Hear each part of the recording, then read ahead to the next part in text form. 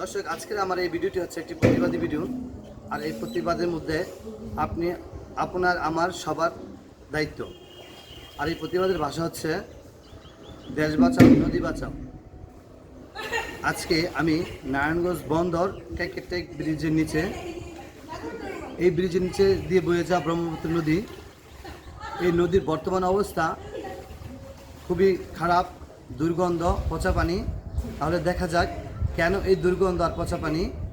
এখানে যারা গোসল প্রেমী আসে, এই মুহূর্তে এখানকার যে পরিস্থিতি দেখো আপনাদের, যে এখানে আসলে এই মুহূর্তে কিন্তু অনেক গোসল প্রেমীরা থাকতে পারতো, কিন্তু বর্তমান কন্ডিশন এবং অবস্থা বোঝা যাচ্ছে যে এখানকার যে পচা পানি, এই কারণে হয়তো তারা আজকে এখান থেকে বিমুখে ফিরে যাচ্ছে। খুব দুঃখের বিষয় হচ্ছে যে এই ট্যাঙ্কের পানি কাদের আততায়ীতে, কাদের সাহসে আজকে এই ট্যাঙ্কের পানিগুলা, এই স্বচ্ছ নদীর কিছুদিন আগেও ছিল একটা স্বচ্ছ পানি।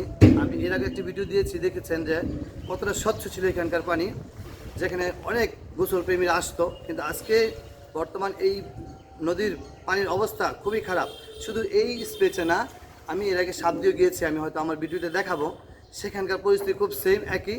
তাহলে যাতে আমরা এর প্রতিকার পাই, কারা এর সাথে জড়িত তাদের বিরুদ্ধে অবশ্যই ব্যবস্থা নিতে হবে এবং আইনত ব্যবস্থার মাধ্যমে তাদেরকে শাস্তির আওতায় আনতে হবে। আর এই প্রতিবাদ আমার আপনার সবার জন্য হয়। অবশ্যই আপনি এটি শেয়ারে, হয়তো আইনের যে দ্বার প্রান্ত আছে, আইন রক্ষক যারা আছে, যারা আইনের পরিচালনা করে, তাদের কাছে পৌঁছে যেতে পারে।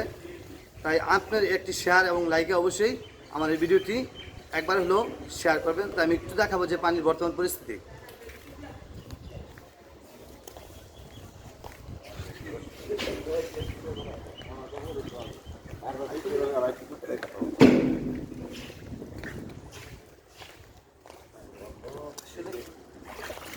পানি একদম পুরোই কালো দেখা যাচ্ছে এবং দুর্গন্ধ, পানিতে দুর্গন্ধ। তো আসলে এই যে পরিস্থিতিটা, এর জন্য অবশ্যই আমরা প্রতিকার চাই। শুধু আমরা না, এখানে যারা আসে সবারই জিজ্ঞেস করছি, সবারই একই ভাষা, আমরা এর প্রতিকার চাই। তাই সেই লক্ষ্যে একটাই ভাষা হবে, দেশ বাঁচাও নদী বাঁচাও। ধন্যবাদ। কাকুর নাম কি? আমার নাম মোহাম্মদ আলী আকবর। আচ্ছা, বর্তমানে এই নদীর পানির অবস্থা কেমন? অবস্থা মশা পানি, ডাইকের পানি, সাইডা বসায় লাইছে পানি। আচ্ছা, আগে তো এখানে অনেক মাছ ধরতো। অনেক মাছ ধরতো, গোসল করতো মানুষের গোসল করতো। আজকে এই যে এই ঘাটটা পুরোই খালি, তাই না? পানি যদি ভালো থাকতো তাহলে তো অনেক লোক এখানে গোসল করতে। আপনি চান না এটা ভালো হোক? এটা ভালো, প্রশাসন চাইলে তো এটা ভালো করতে পারে। ডাইকের পানি বন্ধ করলেই তো ভালো হয়। আচ্ছা হাকিম মামু, এই এখানকার পানির বর্তমান অবস্থা কি? এখানকার পানির বর্তমান অবস্থা আর কইলে কি, কুকুরের গোসল করলে যাওয়াই তা মানুষে গোসল করতে পারে না। আচ্ছা, একটা সময়তে পানি ভালো ছিল, অনেক ভালো আছিল, অনেক বহুত দূরের থেকে। কতদিন আগে হইব? 15-20 দিন আগে? 15-20 দিন, ঈদের আগের দিন ডাঙ্গের পানি ছেড়ে দিয়ে সর্বনাশ করছে। আচ্ছা, আগে তো অনেক মাছও পাওয়া যেত, এখন মাছ মরেই যায়। এটা প্রতিকার চান আপনি? প্রতিকার তো অবশ্যই চাই। আচ্ছা, পানির অবস্থা এখন কেমন? অনেক খারাপ, অনেক দূষিত, তাই না? প্রচুর গন্ধ কয়। ওকে,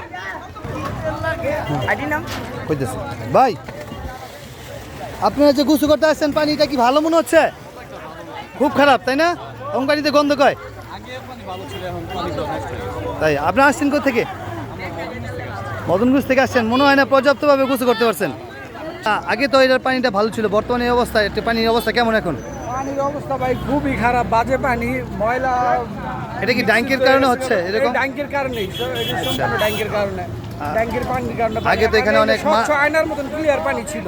আগে তো মাছও ধরতো জেলেরা। এখন তো মাছ বিলুপ্ত হয়ে গেছে, মাছ নাই। ব্রহ্মপুত্র নদীর মধ্যে এখন কোনো মাছ নাই। পানির প্রতিকার চান? অবশ্যই সংস্কার। বলেন, পানি বাড়ানো দেখে যেতেছেন গা?